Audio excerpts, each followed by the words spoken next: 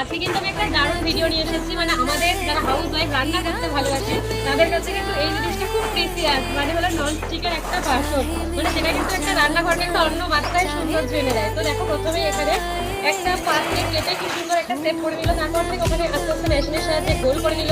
এটা কিন্তু খুব কমা কোয়ালিটির লাগছে, বাট একটু অপেক্ষা করো, কমা কোয়ালিটির জিনিস ওটা খুবই মার্ভেলাস একটা জিনিস দেখতে, মানে তৈরি হতে চলেছে, দেখতে থাকো আগে।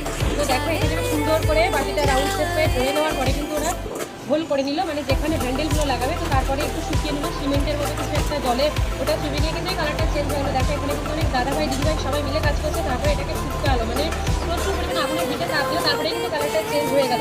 তো তারপরে দেখো এখানে বেরি লাগিয়ে দিচ্ছে, কি আচার তৈরি করে চলেছে না জিনিসটা আমি বলেছিলাম, যেটা দেখতে কিন্তু খুবই অপূর্ব লাগবে। এইবার দেখো চলে আসছে এই যে দাগটা করে না, মানে যেটাতে হিটটা ওঠে সেই জিনিসটা করে দিল। তারপরে দেখো এখানে কিন্তু এবার মানে কড়াই যে দুই সাইডের ডান্টিগুলো হয় হ্যান্ডেল, ওইগুলো তৈরি করে দিয়েছে, সাথে প্যাকিংও করছে অনেক দিদি ভাইরা।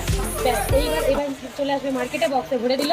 এবার এগুলো তোমরাই বলো এগুলোর দাম কিরকম হতে পারে, আর কত দামে তোমরা কিনেছো, তোমাদের কিচেনে কটা করে আছে এই জিনিস আমাকে অবশ্যই